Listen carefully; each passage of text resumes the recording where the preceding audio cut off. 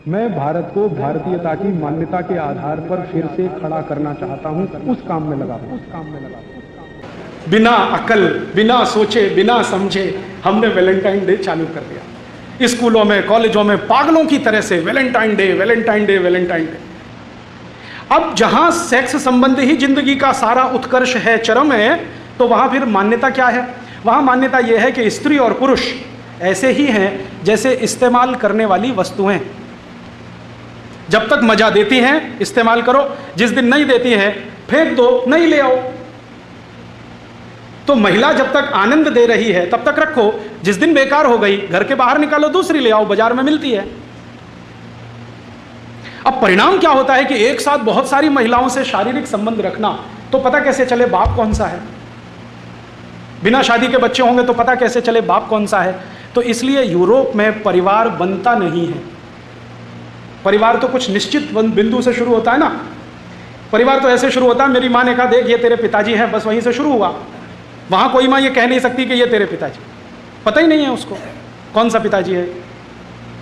और ये 1-2 साल नहीं रहा है, 2500 साल ये रहा है। और 2500 साल में कम ज़्यादा होता रहा।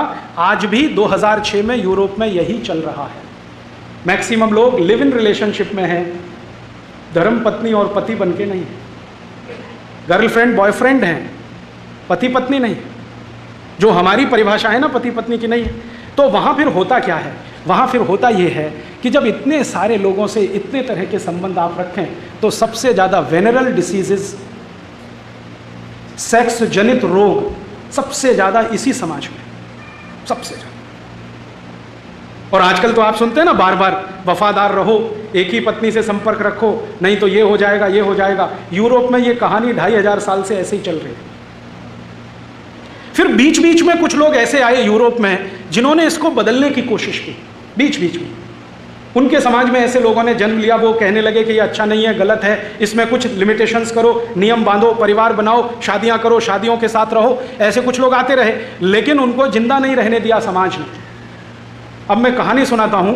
ऐसे ही एक यूरोपियन व्यक्ति थे जो आज से लगभग 1600 साल पहले यूरोप में पैदा हुए। उनका नाम था वैलेंटाइन। और यह कहानी है 478 एडी। एडी माने ईसा की मृत्यु के बाद, आफ्टर डेथ। आज से लगभग 1300-1350 साल पहले की कहानी। एक वैलेंटाइन नाम के महापुरुष ने जन्म लिया, जो ये कहता था कि हम जो शारीरिक संबंध रखते हैं कुत्तों की तरह से, जानवरों की तरह से, ये अच्छे नहीं हैं, इनमें से ये खराबी, ये खराबी, तो इनको ठीक करो। एक पति एक पत्नी के साथ रहो, विवाह करके रहो, शारीरिक संबंधों को उसके बाद ही शुरू करो। ऐसी ऐसी वो बातें करते थे। और वो वैलेंटाइन महाशय जो जो नौजवान उनके संपर्क में आते थे उनको यही सिखाते थे। रोज उनका भाषण यही चलता था। संयोग से वो चर्च के पादरी हो गए, तो चर्च में आने वाले हर आदमी को यही बोलते थे कि भाई शादी कर लो, तभी संबंध रखो, बिना शादी के संबंध मत रखो। तो कोई कोई उनसे पूछता था कि आपको ये वायरस कहाँ से घुस गया, ये तो यूरोप में है नहीं कहीं। तो वो कहते थे कि आजकल मैं ईस्टर्न फिलॉसफी का अध्ययन कर रहा हूँ, उसमें ये समझ में आ रहा है। ईस्ट समझते? ये ईस्ट माने भारत। आज से 1600 साल पहले, 1700 साल पहले का भारत, पूरा ईस्ट लगभग वही था। चीन में भारतीय सभ्यता, बुद्धिज्म। इंडोनेशिया, मलेशिया में भारतीय सभ्यता, बुद्धिज्म। जितनी दूर तक नजर जाती है ईस्ट और फार ईस्ट में, सब जगह भारत और भारत ही था। ये बाउंड्री तो अभी बनी। तो वो कह रहे हैं कि मैं आजकल ईस्टर्न फिलॉसफी का अध्ययन कर रहा हूं और मुझे लगता है कि वो परफेक्ट है, उसी के लिए मैं चाहता हूं कि आप ये मानो। तो कुछ लोग मानते थे। तो वो वैलेंटाइन पता है क्या करते थे? चर्च में बच्चों की शादियां कराते थे। चर्च में बच्चों की शादियां कराते थे। और 1-2 नहीं, उन्होंने सैकड़ों शादियां कराई।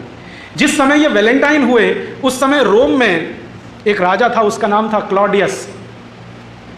बड़ा राजा था, सम्राट है, चक्रवर्ती सम्राट। क्लॉडियस ने कहा कि ये जो आदमी है वैलेंटाइन, हमारी यूरोप की परंपरा को बिगाड़ रहा है। हम बिना शादी करके रहने वाले लोग, मौज मजे में डूबने वाले लोग, और ये सबको शादियां करवाता फिर रहा है। तो क्लॉडियस ने एक दिन आदेश दिया कि वैलेंटाइन को पकड़ के लाओ। तो गया वैलेंटाइन। वैलेंटाइन को पूछा, तुम ये क्या गलत काम कर रहे हो, अधर्म फैला रहे हो, अपसंस्कृति ला रहे हो, हमको ये मंजूर नहीं है, वगैरह वगैरह। तो उसने कहा कि मुझे ऐसा लगता है कि यही ठीक है। तो क्लॉडियस ने उसकी एक न सुनी और उसको फांसी की सजा का आदेश दे दिया। तो 14 फरवरी सन 498 को वैलेंटाइन को फांसी हो गई। आरोप क्या था कि वो बच्चों की शादियां कराते हैं, इसलिए फांसी हो गई। माने शादी कराना जुर्म है तो फांसी हो गई। जिस दिन उनको फांसी हुई तो जिन बच्चों ने वैलेंटाइन के कहने पर शादियां की थी उन्होंने वो दिन वैलेंटाइन डे मनाना शुरू कर दिया। अब ये वैलेंटाइन डे की कहानी है। यूरोप में वैलेंटाइन डे होता है क्योंकि वहां शादी नहीं होती और जो कर ले वो वैलेंटाइन डे मनाता है। अब भारत में बिना अकल, बिना सोचे, बिना समझे हमने वैलेंटाइन डे चालू कर दिया। स्कूलों में, कॉलेजों में पागलों की तरह से Valentine day, Valentine day, Valentine day. और इस धंधे में बड़ी बड़ी कंपनियां लग गई जिनको ग्रीटिंग कार्ड्स बेचने हैं। वैलेंटाइन डे का ग्रीटिंग कार्ड, वैलेंटाइन डे का गिफ्ट, और वैलेंटाइन डे का तो मिठाई, और वैलेंटाइन डे का तो ये, और वैलेंटाइन डे का वो। और टीवी चैनलों ने धुआंधार उसका प्रचार कर दिया।